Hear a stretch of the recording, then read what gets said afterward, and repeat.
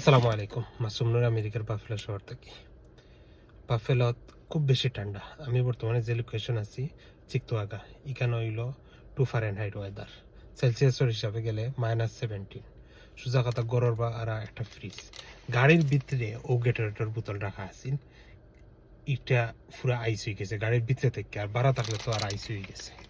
সোজা কথা গরর বাড়া একটা সম্পূর্ণ ফ্রিজ, ডিপ ফ্রিজ হয়ে গেছে অবস্থা চলে। খুব বেশি স্নোফলের গত দিন থাকি, আর আগামী দিনও পড়বো।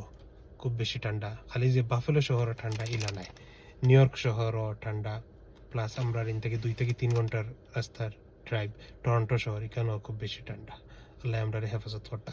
আমার গাড়ি ড্রাইভের মাঝে রাখা, গড়তা কি গাড়িতে আইতে লাগছে 10 সেকেন্ড বা 15 সেকেন্ড, এর ভিতরেও শরীর মোটামুটি একেবারে ফ্রিজ হয়ে গেছে। অবস্থা এই পরিমাণ ঠান্ডা পড়ছে। আর গাড়ির মাঝে যত পানির বোতল আছিল বা অন্যান্য ড্রিঙ্ক আছিল সব তা ফ্রিজ হয়ে গেছে। পারা থাকলে তো ওরও, কিন্তু গাড়ির ভিতরে থেকে রক্ষা নাই।